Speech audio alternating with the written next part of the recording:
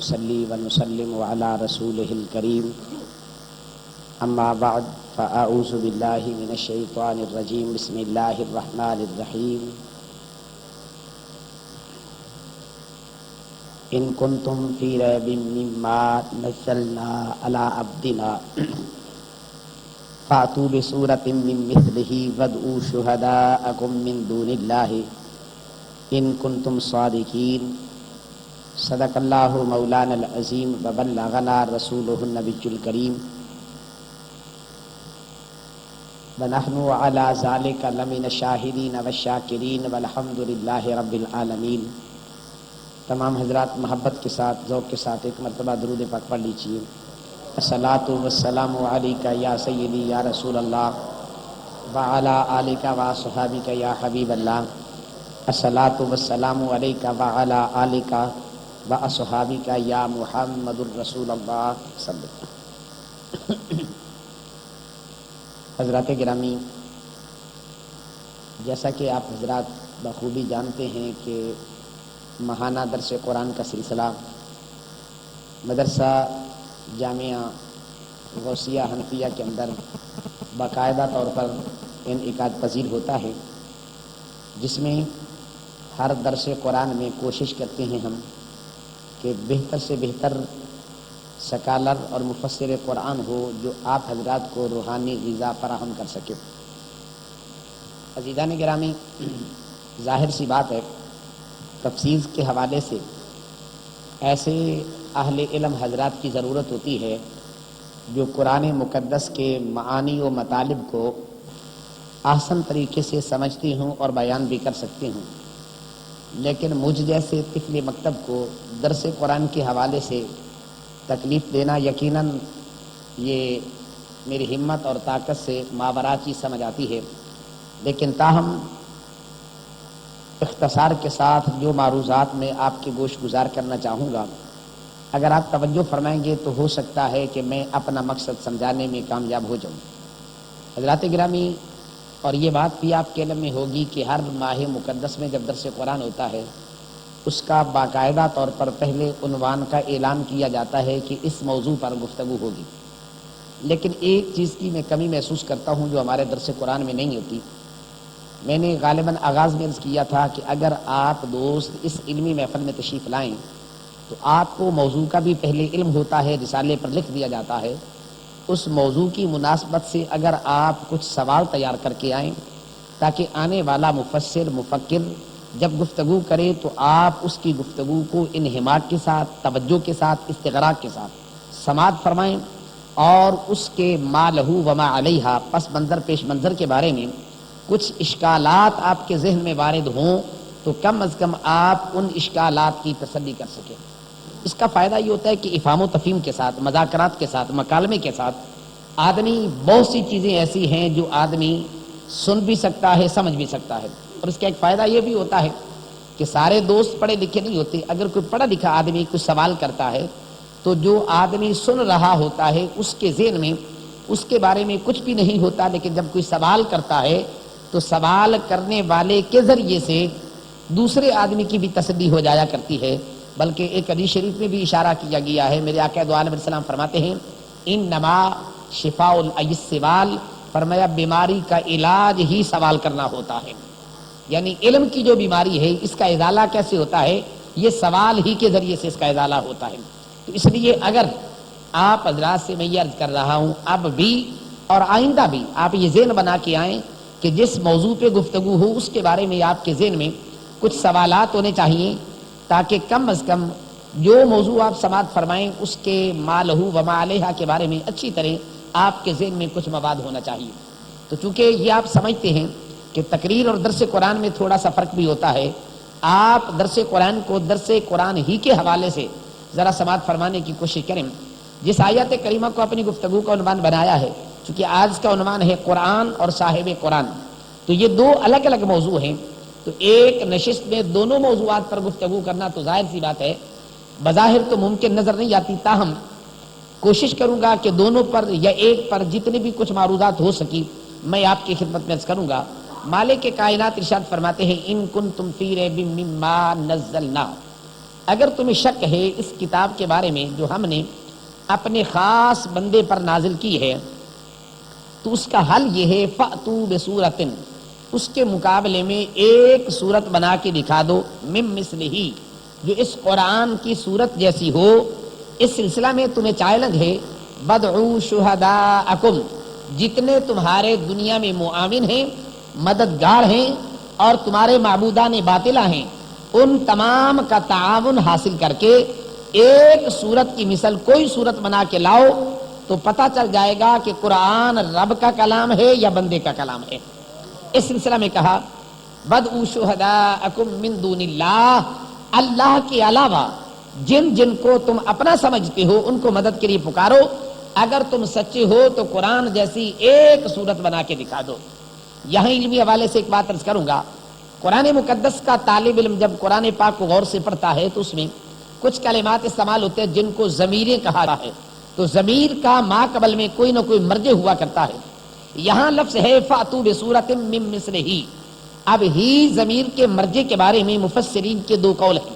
Number بعض مفسرین فرماتے ہیں ہی ضمیر کا مرجع بنے گا صورت، اب آیت کا ترجمہ یہ ہوگا کہ تم سارے مل کے قرآن پاک کی صورت جیسی ایک صورت بنا کے دکھا دو۔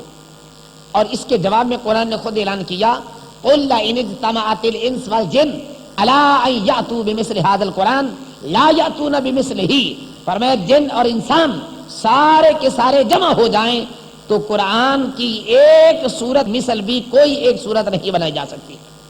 قرآن نے دونوں چیلنج کیے، لانے کا مطالبہ بھی کیا اور جواب بھی خود دے دیا۔ اب بعض مفسرین فرماتے ہیں من مثلہ کی جو ہی ضمیر ہے اس کا مرجع صورت نہیں بنتا بلکہ اس کا مرجع بنتا ہے عبدنا۔ اب آیت کا ترجمہ یہ بنے گا اگر ہی ضمیر کا مرجع عبدنا ہو تو عبد کا مصداق ہے صاحب قرآن۔ اب آیت کا ترجمہ یہ ہوگا کہ میرا مالک ارشاد فرماتا ہے کہ دنیا والو اگر تم ساری انسانیت جمع ہو کر میرے محبوب کی مثل کوئی محبوب تو بنا کے دکھا دو۔ عزیزان گرامی، ہی ضمیر کا مرجع اگر عبدنا بنائیں تو مانا ہوگا اللہ کے دو چیلنج ہیں، ایک چیلنج قرآن کے بارے میں ہے، ایک چیلنج صاحب قرآن کے بارے میں ہے۔ مالک کائنات بتانا یہ چاہتا ہے اگر تمہارے اندر پاور و طاقت ہے، ساری انسانیت مل کے جنات اکٹھے ہو کر معبودان باطلہ کو بلا لو، اگر ہمت ہے تو قرآن جیسا بھی کوئی قرآن بنا کے دکھا دو اور صاحب قرآن جیسا بھی کوئی مجھے دکھا تو دو۔ فرمایا اس کائنات ارض و سما میں پوری انسانیت نہ قرآن کی مثل پیش کر سکتی ہے نہ قرآن والے کی مثل پیش کر سکتی ہے، اس لیے قرآن نے یہ چیلنج تحدی کے طور پہ پیش کیا ہے۔ عزیزان گرامی، اب آئیے قرآن نے جو یہ چیلنج کیا، آپ کے ذہن میں یہ بات ہوگی کہ عرب والے لوگ اپنے آپ کو بڑا فصیح بلیغ کہتے تھے اور اپنے مقابلے میں جتنے بھی لوگ ہیں ان کو یہ عجمی کہتے ہیں، گنگا کہتے ہیں، کہتے ہیں ہماری زبان کے مقابلے میں ان کی زبان کی کوئی ویلیو نہیں ہے، کوئی اہمیت نہیں ہے، اس لیے کہ جو فصاحت و بلاغت عربی زبان کے اندر ہے میرا خیال ہے کم از کم وہ کسی بھی زبان کے اندر نہیں پائی جاتی ہے۔ اس سلسلہ میں اب قرآن مقدس ہی نہیں عربی زبان کی لغت پہ اگر میں بات عرض کرتا تو شاید بات لمبی ہو جائے گی، لیکن کسی بھی لفظ کے حوالے سے غور کریں۔ ایک لفظ استعمال ہوتا ہے جسے ہم شیر کہتے ہیں، عربی زبان میں اس کے لیے لفظ اسد استعمال ہوتا ہے۔ آپ اردو زبان میں، انگلش میں، کسی بھی زبان میں لفظ شیر کے مترادفات تلاش کریں، بڑی مشکل ہے، آپ کو 5-10 تک مل جائیں گے، لیکن عربی زبان واحد زبان ہے جس میں تقریباً 500 سے زائد شیر کے نام عربی زبان میں استعمال ہوتے ہیں۔ اب اندازہ کیا جا سکتا ہے کہ عربی زبان میں کتنی وسعت پائی جاتی ہے۔ اور عربی زبان کا ایک بڑا ماہر مناظر اور امام گزرا ہے جسے امام جاہز کے نام سے یاد کیا جاتا ہے، معتزلہ مسلک سے تعلق رکھتا تھا اور یہ علم معانی کا امام مانا جاتا ہے، اور اس آدمی کو زبان پر لفظ را ادا کرنے کی طاقت و ہمت نہیں تھی، را نہیں بول سکتا تھا، لیکن پوری زندگی درس و تدریس بھی کرتا رہا، مناظرے بھی کرتا رہا، پوری زندگی میں ایسا لفظ نہیں آنے دیا جس میں را لفظ استعمال ہوتا ہو۔ اب اندازہ کیا جا سکتا ہے کہ عربی زبان کے اندر کتنی وسعت ہوتی ہے، یہ موضوع نہیں ہے، لیکن میں مثال دینا چاہتا تھا کہ قرآن کی فصاحت و بلاغت عربی زبان کی وسعت کے حوالے سے، لیکن ہمارا موضوع ہے قرآن۔ قرآن نے چیلنج کیا کہ ان کی مثل لاؤ۔ قرآن میں کیا خوبی ہے کہ آیا وہ اس کی مثل نہیں لا سکے؟ آج کی نشست میں میں نے 2 خوبیاں عرض کرنی ہے۔ نمبر 1، قرآن مقدس کی فصاحت و بلاغت کا اعجاز ایسا ہے کہ اس کے مقابلے میں آج تک کوئی عربی دان ایک جملہ بھی نہیں بنا سکا ہے۔ نمبر دو، دوسرا قرآن مقدس کی خصوصیات اخبار غیبیہ، جو کچھ ہو چکا ہے اور جو کچھ قیامت تک ہونے والا ہے، قرآن ہر ایک کو لفظ بلفظ بیان کرتا ہے، اور جس میں آپ ایک نقطے کی بھی تبدیلی نہیں کر سکتے ہیں۔ آئیے سلسلہ میں آپ کے سامنے پہلے یہ بات عرض کروں گا کہ جو ہو چکا ہے، جو ہونے والا ہے، اس کے بارے میں قرآن نے بڑا چیلنج دیا ہے۔ آئیے ذرا غور کریں۔ حضرت سیدنا موسیٰ علیہ السلام اور پیارے خضر علیہ السلام جب جا رہے تھے، ایک بستی میں پہنچے تو ایک دیوار گرنے والی تھی، تو انہوں نے آپ کو کھانا نہ دیا، مہمان نوازی بھی نہ کی، واقعہ آپ نے سنا ہوگا، اشارہ کرنا چاہتا ہوں۔ تو جب انہوں نے مہمان نوازی نہ کی، پیارے خضر علیہ السلام نے گرتی ہوئی دیوار کو کھڑا کر دیا، دیوار تعمیر کر دی۔ اب جس وقت حضرت موسیٰ علیہ السلام نے پوچھا یہ کیا کیا ہے، کہا یہ میں نے اپنی مرضی سے نہیں بلکہ اللہ کی مرضی سے کیا ہے۔ اس واقعہ کو قرآن نے بیان کیا۔ تو جب حضور علیہ السلام پر یہ قرآن اتر رہا تھا، یہ واقعہ نازل ہوا، تو اس میں اللہ کریم نے فرمایا اس قوم کا نام قوم انطاکیہ ہے۔ قوم انطاکیہ کا تعارف کراتے ہوئے قرآن نے کہا فَأَبَوْا أَن يُضَيِّفُوهُمَا، کہ ان لوگوں نے یعنی قوم انطاکیہ نے اللہ کے دو برگزیدہ بندوں کی مہمان نوازی کرنے سے انکار کر دیا تھا۔ اب یہ زمانہ بازی کی ایک بات تھی جسے قرآن نقل کر رہا ہے۔ قوم انطاکیہ در مصطفیٰ پہ آ گئی، آ کے کہنے لگی یا رسول اللہ علیہ السلام، یہ ہماری قوم کی بڑی توہین ہے، بڑی ذلت اور رسوائی کی بات ہے کہ ہماری قوم کا تعارف یہ کرایا جا رہا ہے کہ انہوں نے دو اللہ کے برگزیدہ بندوں کی مہمان نوازی نہیں کی تھی۔ بس اتنا کرم کر لیجئے کہ ابو با کے نیچے ایک نقطہ ہے، اس کو اٹھا کر اوپر کر دو اور ایک نقطہ اپنی طرف سے شامل کر دو، ابو کی بجائے لفظ اتنا بنا دو فَأَتَوْا أَن يُضَيِّفُوهُمَا، کیا کہو کہ فَأَبَوْا نہ کہو بلکہ کیا کہو فَأَتَوْا أَن يُضَيِّفُوهُمَا، کہ ان لوگوں نے اللہ کے برگزیدہ بندوں کی مہمان نوازی بڑے اچھے طریقے سے کی تھی۔ تو میرے اور آپ کے پیارے آقا فرماتے ہیں نادانو غور کرو، قُل لَوْ شَاءَ اللَّهُ مَا تَلَوْتُهُ عَلَيْكُمْ وَلَا أَدْرَاكُمْ، فرمایا نادانو اگر رب کائنات چاہتا، اللہ کی مرضی ہوتی تو میں قرآن کی تمہارے سامنے تلاوت نہ کرتا، یہ میری مرضی نہیں ہے، رب کائنات کی مرضی یہی ہے۔ اور اس قرآن مقدس کے ایک نقطے کو اوپر اور نیچے کرنے کی بات کرتے ہو، یہاں اوپر اور نیچے بھی نہیں ہو سکتا، اس لیے مالک نے جو لفظ اتار دیا ہے قیامت تک ایسے ہی رہے گا۔ اور دیکھیے قوم نے کتنا خوبصورت مطالبہ کیا تھا، ایک نقطے سے فرق ہی کیا پڑتا تھا، لیکن قرآن نے کتنا خوبصورت جملہ کہہ دیا، اور انہوں نے کہا اباؤ کو اتو بنا لو، لیکن آج تک رہی، قیامت تک قرآن کے اندر اباؤ کا لفظ رہے گا، اتو نہیں ہو سکتا۔ اور اگر قرآن مقدس کو چیلنج کیا جاتا، یہ قرآن رب کائنات کی کتاب نہیں ہے، اور اس کا جھٹلانا بڑی آسان سی بات تھی۔ دو دلیلیں آپ کے سامنے رکھتا ہوں۔ اگر یہود و نصارہ میں ہمت ہوتی تو قرآن کو جھٹلانا تو بظاہر کوئی اتنا مشکل نظر نہیں آتا تھا، اس لیے کہ قرآن نے دو چیلنج دیے تھے۔ نمبر ایک، ذرا غور کیجئے، قرآن مقدس نے یہود و نصارہ کے مزاج کی بات کرتے ہوئے کہا اے پیارے حبیب لبیب علیہ السلام لن یتمنوہ ابدا، یہ جو یہود ہیں یہ کبھی بھی زندگی میں موت کی تمنا نہیں کریں گے، ہو ہی نہیں سکتا، ہو یہودی اور یہ کہے کہ مجھے موت آ جائے، یہ نہیں ہو سکتا ہے۔ اب قرآن کو جھٹلانا تو بڑا آسان سا تھا، ایک یہودی کھڑا ہو کے کہہ دیتا کہ یا رسول اللہ میں تمنا کرتا ہوں اللہ کرے مجھے ابھی موت آ جائے، ابھی جلدی موت آ جائے۔ اگر یہودی یہ بات کہہ دے کہ مجھے ابھی موت آ جائے، اور قرآن کا چیلنج یہ ہے کہ لن یتمنہ، یہ کبھی تمنا نہیں کریں گے، اگر ایک دو یہودی تمنا کر لیتے تو قرآن کا دعویٰ تو غلط ہو جاتا، لیکن قربان جائیے قرآن مقدس کے اعجاز پر کہ آج تک نہیں، قیامت تک کسی یہودی میں ہمت ہی نہیں ہوئی کہ یہ زبان لفظ ادا کر سکے۔ اور چیلنج آج بھی موجود ہے، قیامت تک موجود ہے، اگر ہمت ہے ایک یہودی کھڑا ہو کے کہہ دے میں تمنا کرتا ہوں مجھے موت آ جائے۔ لیکن حضور کے زمانہ سے لے کر آج تک اور آج سے لے کر قیامت تک میں یقین سے کہتا ہوں قرآن کا اعجاز یہ ہے، ایک یہودی میں یہ ہمت و پاور ہی نہیں ہے کہ وہ یہ زبان سے کہہ سکے کہ میں موت کی تمنا کرتا ہوں۔ حالانکہ اگر دل سے نہ ہی کرتا، زبان سے بھی کہہ دیتا تو کون سا فرق پڑ جاتا، لیکن نہیں، قرآن مقدس کا اعجاز دیکھیے کہ ان کو زبان سے کہنے کی بھی ہمت نہیں ہو سکی۔ اسی طرح ایک اور چیلنج قرآن نے دیا، رب کائنات نے پیارے مصطفیٰ کریم علیہ الصلوۃ والسلام کی عظمت کو قرآن میں بیان کیا تو تورات کا حوالہ دیا، انجیل کا حوالہ دیا۔ فرمایا میرے رسول کی شان کیا ہے، فرمایا الذین یتبعون الرسول النبی الام الذی یجدونہ مکتوبا عندہم فی التوراۃ والانجیل یامرہم بالمعروف وینہاہم عن المنکر فرمایا میرے رسول کی شان یہ ہے وہ نیکی کا حکم کرتا ہے، برائی سے روکتا ہے، وہ امی ہے، وہ فلاں ہے، وہ فلاں ہے۔ شان بیان کرنے کے بعد کہا یہ میں نے اپنے حبیب کی شان تورات میں بھی بیان کی ہے اور انجیل میں بھی میں نے یہ شان بیان کی ہے۔ اب ذرا غور کیجئے کہ یہود و نصارہ نے کیا تورات و انجیل میں تحریف کی ہے یا نہیں کی ہے؟ یہ قرآن ثابت کرتا ہے وَيُحَرِّفُونَ الْكَلِمَ عَن مَّوَاضِعِهِ کہ یہود و نصارہ نے تورات اور انجیل کے اندر کئی مقامات پر ترمیم کی، تبدیلیاں کی، تحریف کی ہے۔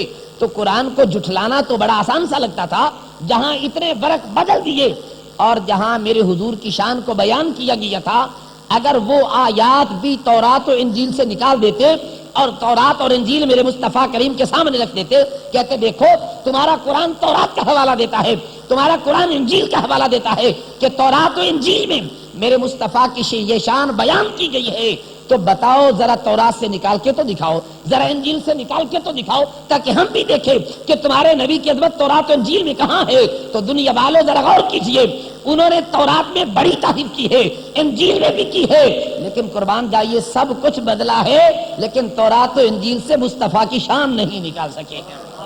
اگر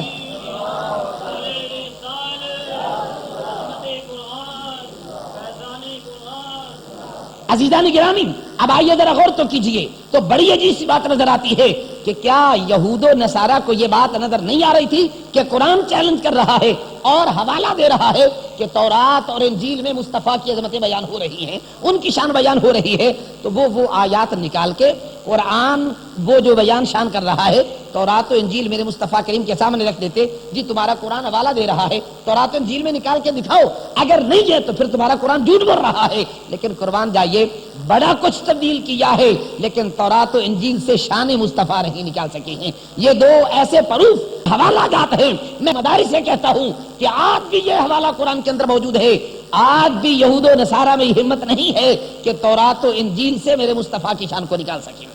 اس لیے قرآن مقدس کا یہ اعجاز ہے، اور فصاحت و بلاغت پہ آپ اگر نظر دوڑاتے جائیں تو ایک جملہ میں آپ کے سامنے رکھتا ہوں کہ قرآن کیسے چیلنج کرتا ہے۔ عرب کے اندر ایک محاورہ تھا، کوئی کسی کو قتل کر دے اس کے بدلے میں قتل کیا جاتا، جیسے آج بھی ہم قصاصاً قتل کرتے ہیں۔ تو عرب والوں نے ایک جملہ بنایا تھا القتل افن القتل، جملہ بنایا تھا القتل افن القتل، قتل قتل کو ختم کر دیتا ہے، قتل قتل کو فنا کر دیتا ہے۔ اس کے مقابلے میں قرآن نے ایک جملہ کہا وَلَكُمْ فِي الْقِصَاصِ حیات، قرآن نے کہا کہ تمہارے لیے قصاص میں حیات ہے۔ اب انہوں نے جملہ یہی بولا تھا، اب قرآن بھی جملہ یہی بولتا ہے، لیکن ان کے درمیان میں ذرا فرق کو دیکھیے۔ جس وقت ان لوگوں نے یہ جملہ بنایا نا کہ القتل افن القتل، قتل قتل کو فنا کر دیتا ہے، ختم کر دیتا ہے، انہوں نے کہا یہ قرآن کی آیت وَلَكُمْ فِي الْقِصَاصِ حیات کا مقابلہ ہے۔ لیکن جب اہل علم نے ان کلمات میں غور و فکر کیا تو آج جو ہمارا موجودہ علمی آج ہمارا سرمایہ موجود ہے اس میں غور و فکر کر لیجئے تو الاتقان میں علامہ جلال الدین سیوطی رحمۃ اللہ علیہ نے تقریباً اس جملے کی 20 کمزوریاں بیان کی ہیں کہ یہ جملہ ایک جملہ ہے لیکن اس میں 20 غلطیاں موجود ہیں، اور سوات القرآن میں سید احمد دہلوی تو 20 سے بھی زائد بیان کرتے ہیں۔ آئیے میں عرض کرتا ہوں کیسے۔ اب بظاہر تو پتہ چلتا ہے کہ قتل قتل کو فنا کرتا ہے، لیکن ذرا غور کیجئے ہر قتل قتل کو فنا نہیں کرتا، ہر قتل قتل کو روکتا نہیں ہے۔ کون سا قتل ہے جو قتل ظلمن کیا جائے اس کے بدلے میں اس کو قتل کیا جائے، جسے قرآن قصاص کے نام سے یاد کرتا ہے، یہ تو قتل کو روکتا ہے، اور دوسرا قتل قتل کو نہیں روکتا ہے۔ اب ان کے جملے کے اندر یہ قصاص کی تخصیص نہیں تھی، اور قرآن نے اسی جملے میں کہہ دیا وَلَكُمْ فِي الْقِصَاصِ حَیَاتٌ، تمہارے لیے قصاص کے اندر حیات موجود ہے۔ اب ذرا غور کیجئے، جب انہوں نے یہ جملہ سنا تو جملے کو بدل دیا۔ اب انہوں نے اس جملے کو یوں کہا القتل قصاصا افن القتل، قتل جو قصاص کے بدلے میں ہوگا وہ قتل کو ختم کرتا ہے۔ تو جس وقت اس کی خامیاں بیان کیجئے پھر اس کو بدلا، پھر بدلا، بار بار جملہ بدلتے رہے، آج تک عرب کی دنیا اس ایک جملے پر متفق نہیں ہو سکی کہ کون سا جملہ ہونا چاہیے، لیکن قرآن نے ایک جملہ کہہ کے چیلنج دے دیا کہ وَلَكُمْ فِي الْقِصَاصِ حَیَاتٌ، فرمایا تم قتل کرتے ہو، قتل کرنے سے حیات، قتل جو ہے یہ حیات کو مستلزم نہیں ہے، ایک کو قتل کر دو باقی کی زندگی کا تصور نہیں ہے، لیکن قرآن نے قتل میں بھی حیات کو مضمر کر دیا ہے، قتل کے اندر بھی حیات رکھی ہے۔ وہ قتل میں حیات کیسے رکھی ہے، اس کے ترجمے مفسرین نے دو کیے ہیں۔ نمبر ایک، کہا قتل ولکم فی القصاص حیات، قصاص میں حیات ہے۔ ایک حیات تو ظاہری ہے، مطلب یہ ہے کہ اگر کوئی کسی کو ظلمن قتل کرتا ہے اس کے بدلے میں تم اس کو قتل کر دو، اب کوئی اور آدمی قتل کی جسارت نہیں کرے گا، اس لیے کہ اس کو پتا ہے کہ اس کے بدلے میں مجھے قتل ہونا پڑے گا۔ اب باقی لوگوں کا قتل رک گیا، اب گویا کہ بتاؤ قصاص میں حیات ہے یا نہیں ہے، ایک یہ ظاہری معنی ہے۔ نمبر دو، بعض مفسرین نے کہا کہ اس حیات کا مطلب یہ ہے کہ اگر کوئی آدمی کسی کو قتل کرتا ہے اس کو قصاص میں قتل کر دیا جائے، اگر قتل نہ کیا جاتا تو جو مومن کو قتل کرتا ہے اس کی سزا ہے جہنم، اب اگر اس کو قصاصاً قتل کر دیا جائے اب اس کی جہنم کی سزا ختم ہو گئی، اس کو رب کائنات جنت کی حیات جاویدانی عطا فرما دے گا۔ اب ذرا غور کریں،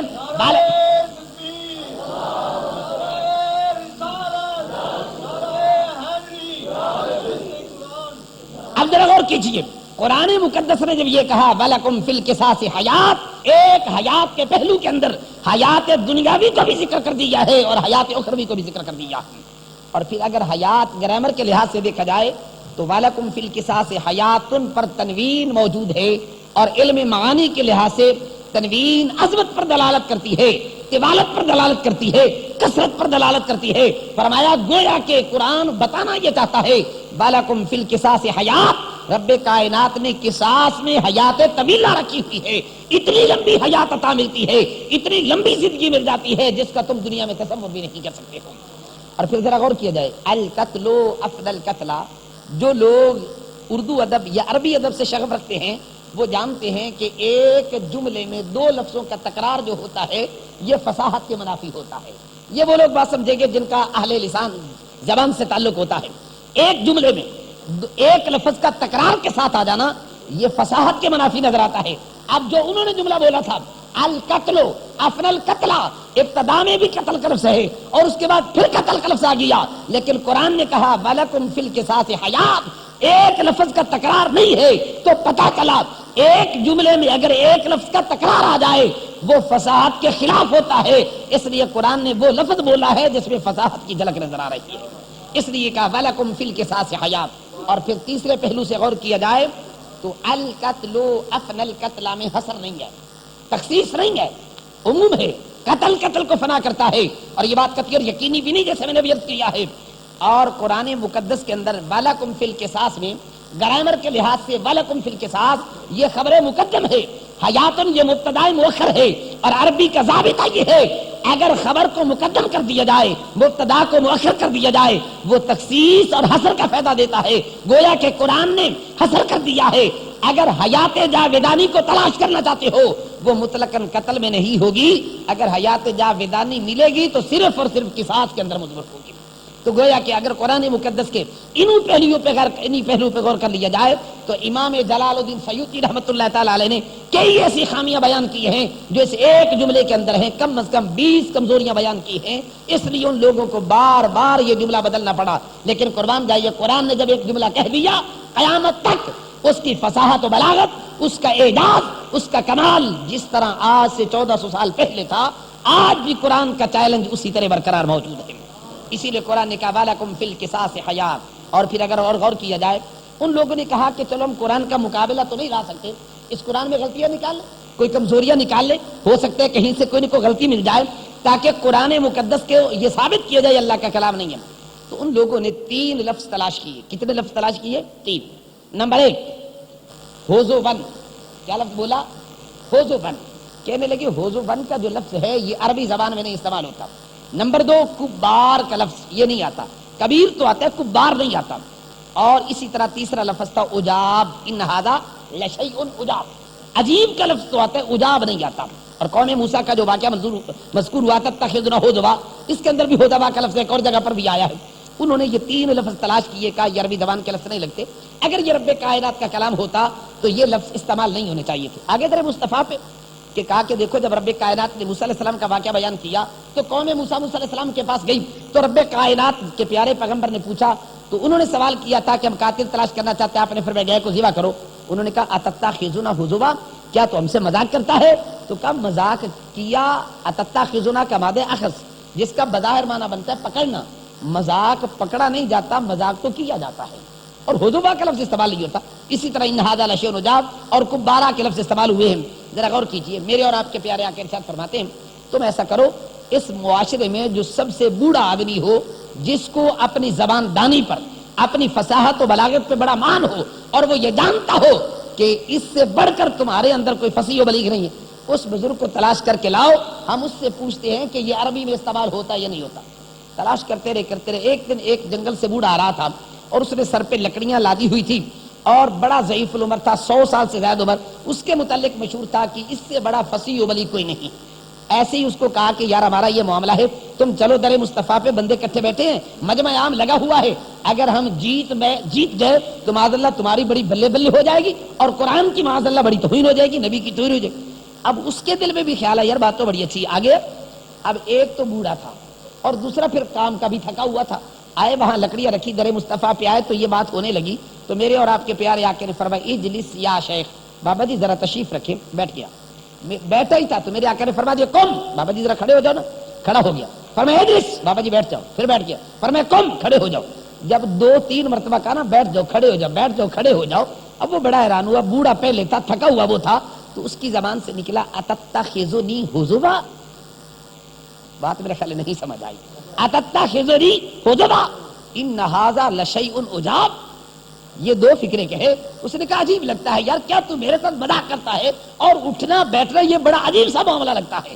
اب ذرا غور تو کیجیے عزیزان گرامی, تو کیا کہا بڑا عجیب سا لگتا ہے. فرمایا سنو تو صحیح, یہ لفظ کون سر رہا ہے. فرمایا ادھر حضوا بولا ہے, ادھر عجاب بولا ہے. اگر یہ غیر فصیح کلمہ ہوتا, عربی زبان کا نہ ہوتا, تو بابے کی زبان پہ کبھی بھی یہ لفظ نہ آتا. تو معلوم یہ ہوا یہ کلام فصیح و بلیغ ہے, اور اس لیے رب کائنات نے قرآن میں استعمال کیا ہے. اور عزیزان گرامی اب ذرا غور کیجئے, اس سے اندازہ ہوتا ہے کہ قرآن نے فصاحت و بلاغت کا کتنا خیال رکھا ہے. نہیں تو اور آگے بڑھیے. عرب میں بڑا دستور تھا کہ جب کوئی بڑا شاعر قصیدہ لکھتا اور اس کو اپنے قصیدے پہ بڑا مان اور ناز ہوا کرتا, تو وہ کیا کرتا, اپنے قصیدے کو کعبے کی دیوار پہ لٹکا دیتا. چیلنج ہوتا, ہمت ہے کسی شاعر میں تو میرے شعر کے مقابلے میں, میرے قصیدے کے مقابلے میں, میری نظم کے مقابلے میں کوئی نظم بنا کے لائے. تو سبا معلقہ جو آج بھی مدارس میں درس نصاب میں شامل ہے, تو جب اس کو لٹکایا گیا, تو جب لوگوں نے اس کی فصاحت و بلاغت کو دیکھا, تو ایک عیسائی مورخ لکھتا ہے کہ ان لوگوں نے سبا معلقہ کو سجدہ کرنا شروع کر دیا. 150 سال تک سبا معلقہ کو سجدہ ہوتا رہا. لیکن جب آمنہ کے لال کی بات آئی نا, تو میرے اور آپ کے پیارے نبی نے سبا معلقہ کو دیکھا.